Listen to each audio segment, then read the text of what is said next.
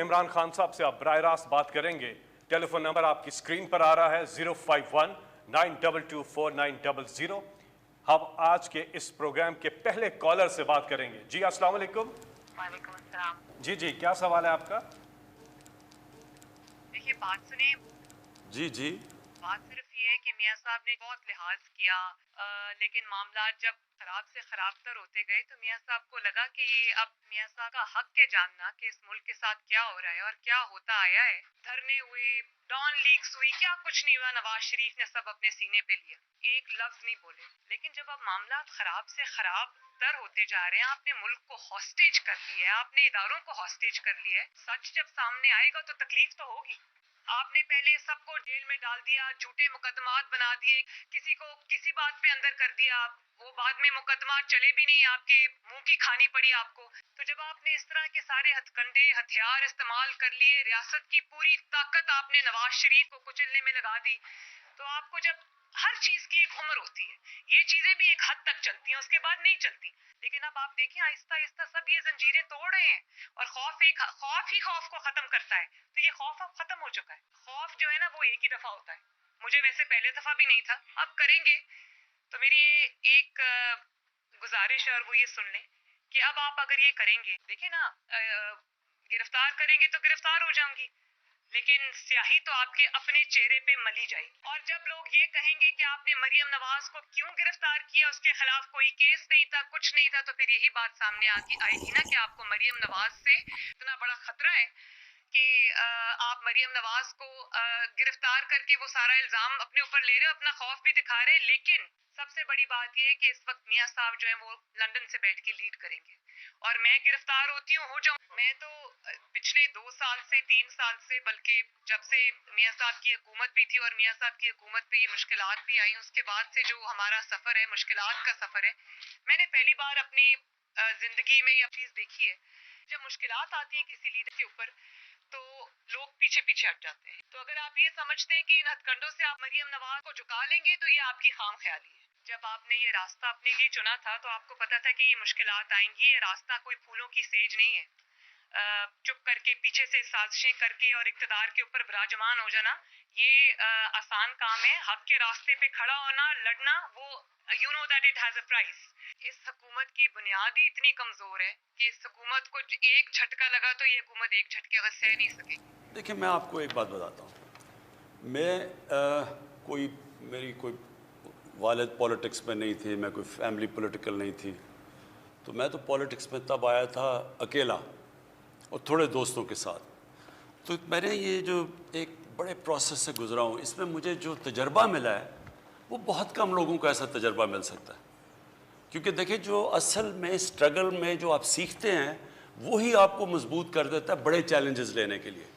मसलन आप क्रिकेट शुरू करेंगे तो स्कूल की क्रिकेट से, फिर क्लब की क्रिकेट से, फिर फर्स्ट क्लास क्रिकेट, फिर टेस्ट क्रिकेट, वो सारा वक्त आपको नए चैलेंजेस लेते लेते आप मजबूत होते जाते हैं। तो इस तरह अकेला शुरू किया, पहली इलेक्शन में 0 सीट्स, फिर दूसरी इलेक्शन में 1 सीट।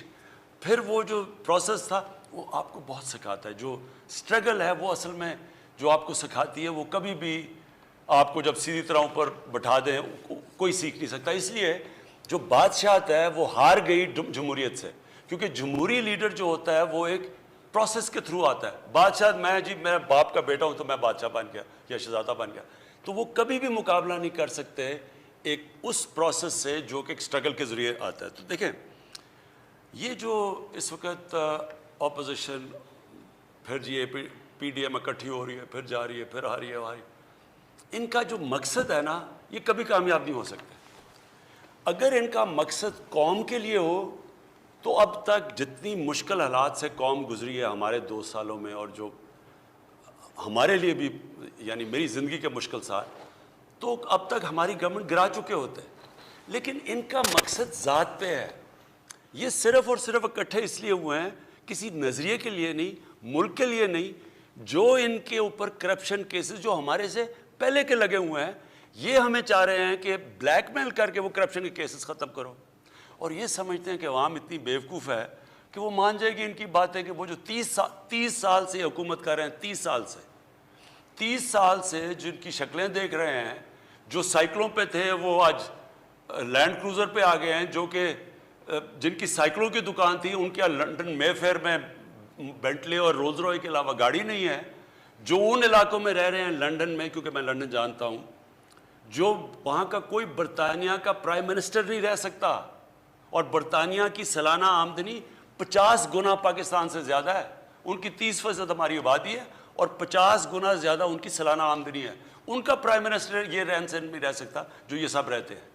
تو اگر ان کا خیال ہے کہ قوم اتنی بیوقوف ہے کہ ان کے ساتھ لگ جائے گی، کہ ان کی چوریاں بچانے کے لیے، ان کو NRO دلوانے کے لیے، یہ پاکستانی قوم کو نہیں جانتے، یہ سمجھتے ہیں کہ یہ سارا وقت کوئی نہ کوئی یہ ڈرامے کر کے یہ آ جائیں گے۔ ان کی میرے سے آج سن لیں، یہ ساری جو جنگ ہے جس کے لیے میں پولیٹکس میں آیا تھا، انصاف کی تحریک، اس ملک میں کمزور کی حفاظت کرنے کے لیے، کمزور کو اور طاقتور کو قانون کے نیچے لانے کے لیے، یہ سٹرگل ہے۔ یہ ساری جو PDM ہے یہ چاہتی ہے ہم قانون کے اوپر ہوں، ہم جو مرضی کریں، کیسز پرانے بنے ہوئے ہیں لیکن ہم ان کو معاف کر دیں، نہیں تو گورنمنٹ کرا دیں گے۔ یہ بھی وہ شوگر مافیا ہے، انہوں نے کہا جی FIO کون ہوتی ہے ہمارے اوپر کرنے کے لیے، وہ انہوں نے جب شوگر ایسوسی ایشن نے FIO کو خط لکھ دیا کہ تم اگر کرو گے ہم چینی کی قیمتوں پر بڑھا دیں گے اگر ہمارے اوپر کارروائی کرو گے۔ یہ ہر جگہ لوگ بیٹھے ہوئے ہیں، یہ جد و جہد ہے۔ دیکھیں انصاف کی تحریک ہوتی ہے، انصاف کے لیے قوم کو آزادی کی جنگ لڑنی پڑتی ہے ان مافیا سے، اور یہ ایک جہاد کا نام ہے، یہ اللہ کا حکم ہے کہ میری زمین پہ انصاف قائم کرو۔ میرا آپ سے یہ وعدہ ہے کہ میری پوری کوشش ہے، جب تک میں اقتدار میں ہوں، جب تک میں نہیں بھی ہوں، میں اس کے لیے لڑوں گا۔ ہم نے پورے اپنے جو سارا انصاف کا نظام ہے، عدلیہ کے ساتھ بیٹھ کے ریفارمز کے لیے بھی ہم تیار ہیں، اپنے جو ادارے ہیں ان کو بھی ٹھیک کر رہے ہیں۔ یہ جو آج گھبرا کے سارے اکٹھے ہوئے ہیں، ان کی وجہ یہ ہے، یہ سمجھ نہیں رہے تھے کہ یہ حکومت نکل سکے گی اس معاشی کرائسس سے، یہ سمجھ رہے تھے ہم ڈوب جائیں گے۔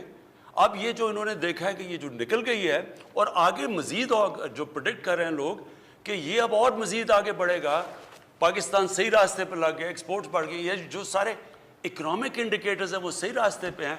اب یہ پھر کوشش کریں گے، کچھ مجھے پورا شک ہے یہ ابھی بجٹ میں بھی کوشش کریں گے، لیکن یہ کسی صورت جیتیں گے نہیں، کیونکہ یہ جس لیے کوشش کر رہے ہیں، قوم جانتی ہے یہ کیا کوشش کر رہے ہیں، کہ پھر سے ان کو چاہیے کہ ان کی جو 5 انگلیاں گھی میں تھیں جو کھاتے جا رہے تھے، یہ پھر سے وہ چاہتے ہیں